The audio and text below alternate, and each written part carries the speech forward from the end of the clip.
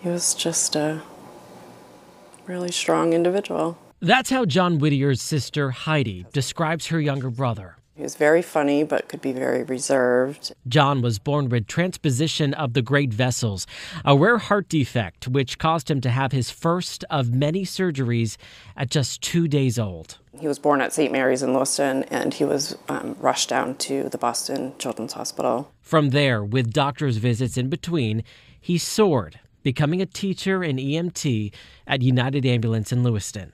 I think he wanted to live his life to the fullest and experience everything. But this summer, his refusal to accept the limitations he was born with took him away.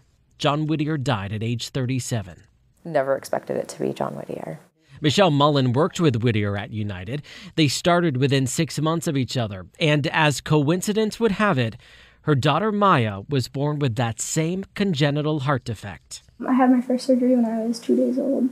Now 13, Maya misses her mom's colleague, who became a family friend, who motivated her, who pushed her to live like he did.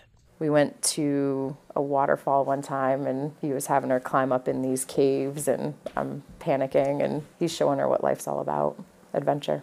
Those adventures taking them on color runs and trips to the water. She said, so I could live my life protected and not live my life, or I could live like John and really live a life. And when she had her latest surgery this fall, there was a photo of John next to her bed.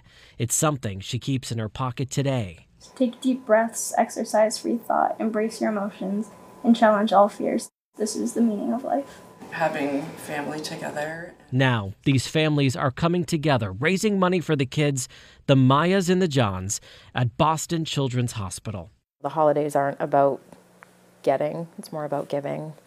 And she's definitely been in that hospital bed for days on end and wished she were home or wished she could do something a little more normal. I think this would really help those kids. That's what I want other kids to be able to have. Maya foregoing all gifts and honoring a friend who lived life to the fullest, breaking those constraints their heart condition really never put on him.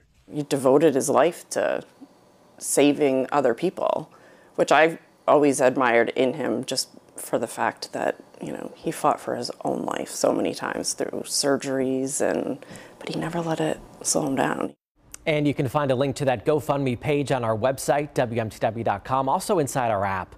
Maya, Michelle, and Heidi planning to hand deliver the money raised before Christmas. I'm David Charnes, WMTW News 8.